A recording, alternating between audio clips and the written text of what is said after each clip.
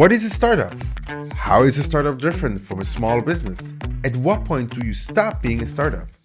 I'm going to answer all these questions and more right here in this video.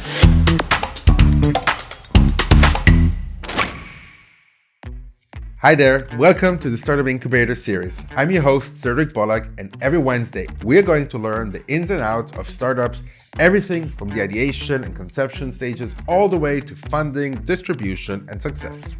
Today, the pressing question, what is a startup? That term is thrown around quite a lot, with people talking about companies like Uber, Facebook, and Google once being startups. There is no universally accepted definition of what it is, but there is an idea of what qualities makes one.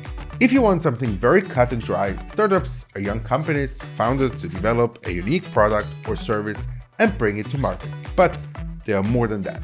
Startups are rooted in innovation, and they provide you with what is lacking in the market.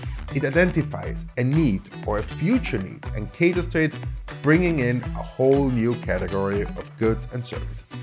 They can often be called disruptors because they come into the market with their new ideas, making the old ones look obsolete. A good example is Netflix and how it made Blockbuster obsolete, or how Uber rendered taxis useless, or how Beyond Meat is shaking up the meat industry with its meat alternatives. In the business world, the word startup is more than a company being established and growing.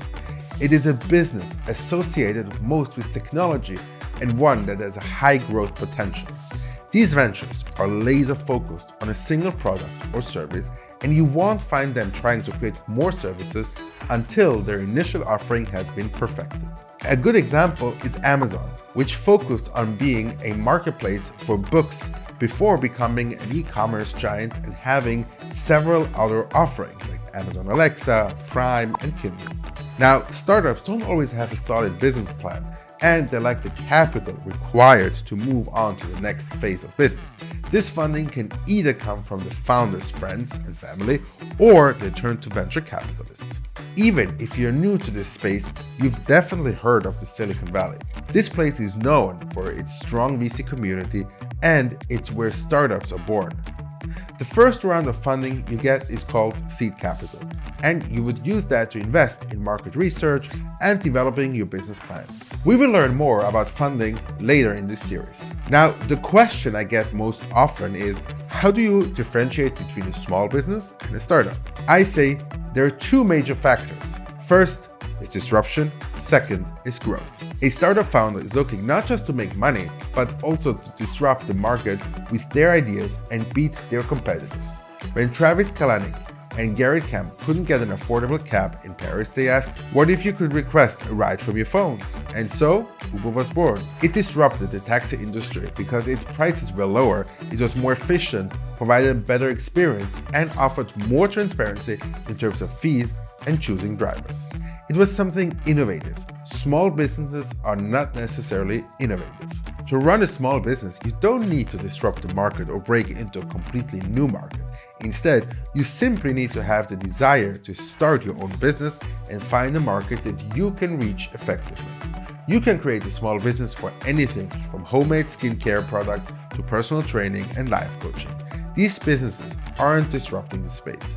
The second thing is growth intent. Startup founders are looking to significantly impact and disrupt the current market with their startup business idea. Meaning, they're not looking to maintain a small, limited team forever. They want to go all out as quickly as possible. This is also why so many startups are tech-oriented. Technology has a broader reach and appeal and is therefore easily scalable. So then the question comes, at what point do you stop being a startup? Because you wouldn't call Amazon, Facebook, and Uber startups anymore.